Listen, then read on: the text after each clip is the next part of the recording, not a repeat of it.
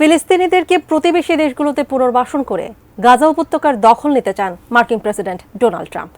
প্রয়োজনে অঞ্চলটিতে মার্কিন সেনা মোতায়েন করা হবে বলেও জানান তিনি।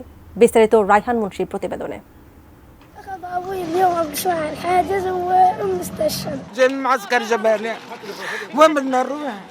ইসরায়েল ফিলিস্তিন ইস্যুতে কয়েক দশকের মার্কিন নীতি পাশ কাটিয়ে যুদ্ধ বিধ্বস্ত গাজা উপত্যকার দখল নিতে চান ট্রাম্প। গাজার বাইরে অধিবাসীদের সরিয়ে নিয়ে সেখানে মার্কিন অধিকার প্রতিষ্ঠার পরিকল্পনার কথা জানান তিনি।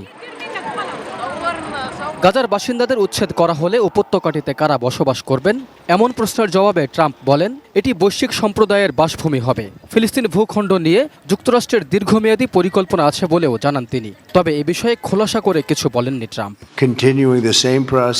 যুক্তরাষ্ট্রে সফররত ইসরায়েলি প্রধানমন্ত্রী বেনিয়ামিন নেতানিয়াহুর সঙ্গে আয়োজিত যৌথ সংবাদ সম্মেলনে ট্রাম্প আরও বলেন, গাজায় থেকে যাওয়া অবিস্ফোরিত বোমা অপসারণ ও অর্থনীতি পুনর্গঠনে কাজ করবে যুক্তরাষ্ট্র। আর এসব কাজে সহায়তা করতে প্রয়োজনে অঞ্চলটিতে মার্কিন সেনা মোতায়েন করা হবে বলে জানান তিনি। এদিকে ট্রাম্পকে মহান বন্ধু উল্লেখ করে তার এমন পরিকল্পনার ভূয়সী প্রশংসা করেন নেতানিয়াহু। জেনেক্সে শিফট করো, লাইফকে লিফট করো। You are the greatest friend Israel has ever had in the White House.